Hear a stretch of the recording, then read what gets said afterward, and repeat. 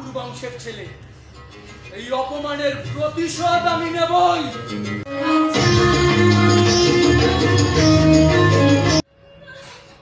আমাদের এখানে আরো এমন অনেক মেয়েটিকে যে মাথায় ঘোমটা দিয়ে আছে, কেন? এই যে ওকে এতবার করে বারণ করলাম হাসতে না, তারপরও? না না, ও কিছু করেনি। আমি এমনি জানতে চাই না।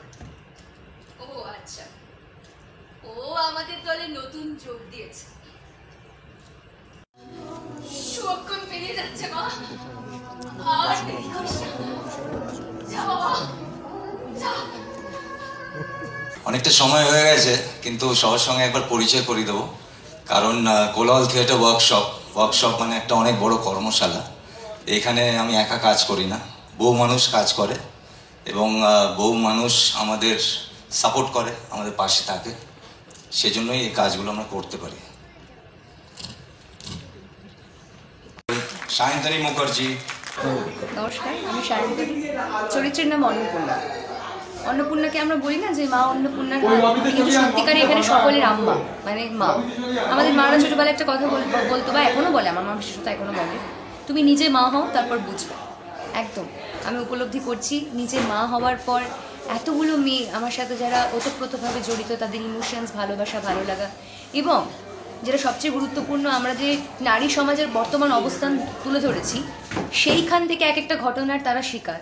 এবার সেখান থেকে তাদের পীড়া, জ্বালাতন, যন্ত্রণা, সমস্ত কিছু এই ভাগ করা একটা অন্যরকম অনুভূতি। আচ্ছা, নাইজেল স্যারের সঙ্গে কতদিন কাজ করছেন? এটা প্রথম না আগেও করেছেন? আমি কোলাহল থিয়েটার ওয়ার্কশপের 4টে প্রোডাকশনে কাজ করেছি, এটা আমার 4র্থ প্রোডাকশনে কাজ করা। অভিনয় জীবনে কতদিন আছেন?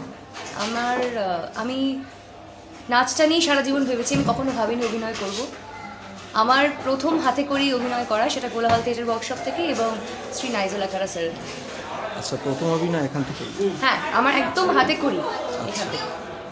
আর অভিনয় জীবনে কি বড় পর্দায় বা অন্য কোথাও বড় কাজ করার ইচ্ছা আছে, না এমনি এখন নাটকেরই ইচ্ছা আছে, মানে নাটক বা থিয়েটারে যেতে কাছে? আমি তো মঞ্চ দেখে বড় হয়েছি ছোটবেলা থেকে, মানে নাচটাই আমার জীবন, মানে আমি 19 বছর পাঁচ নাচ করছি। এবার মঞ্চ আমাকে সবসময় আগে অ্যাট্রাক্ট করে, এবং অবশ্যই আমার টিচার, আমার গুরুরা যদি তারা সাজেস্ট করেন বা সেরকম কখনো সুযোগ পাই যে হ্যাঁ কাজ করার মতো, অবশ্যই করব। আর এই যে চরিত্রটা আপনি অভিনয় করেছেন, এই ধরনের আপনার এর আগে কি করেছেন, না এটাই প্রথম? যে রাজস্থানের একটা সাবজেক্ট নিয়ে এটা, এই ধরনের নাটক তো খুব কম হয় কলকাতায়, এটাই প্রথম। আচ্ছা, এরকম একটা একদম জিনিস প্রথম। ধন্যবাদ।